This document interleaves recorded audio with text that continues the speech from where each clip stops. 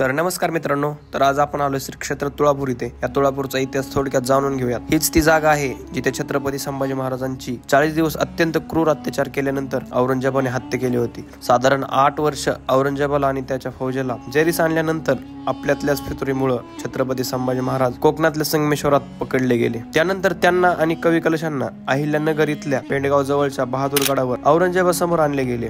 आतोनात शारीरिक अत्याचार केल्यानंतर इस्लाम धर्म स्वीकारून शरण आल्यास सोडून देण्यात येईल असा प्रस्ताव देखील महाराजांसमोर केला. परंतु महाराजांनी औरंगजेबाला तितक्याच खंबीरपणे धर्मांतरास आणि शरण येण्यास नकार दिला. महाराजांचे नखे, डोळे, जीभ आणि कातडी काढल्यानंतर त्यांनी बहादूरगडावरून भीमा, भामा, इंद्रायणी या त्रिवेणी संगमावरील तुळापूर येथे आणले. अखेर 11 मार्च 1689 रोजी तुळापूर येथे आपल्या महाराजांची हत्या करण्यात आली. महाराजांच्या मृत्यूनंतर त्यांच्या पार्थिवाचे तुकडे फेकण्यात आले. शेवटी या नदी पलीकडच्या वडू गावातील ग्रामस्थांनी महाराजांच्या पार्थिवांचे तुकडे एकत्र करून शिवले आणि वडू गावातच हिंदू परंपरेनुसार अग्नी देण्यात आला. तर छत्रपती संभाजी महाराजांची समाधी एक तुळापुरात आणि दुसरी वडू गावात आहे. तर प्रत्येकाने आपल्या आयुष्यात एकदा तरी या पुण्यभूमीला भेट दिली पाहिजे. विचार करा, आपले महाराज अजून काही दिवस जगले असते तर आजचा इतिहास काही वेगळा असता.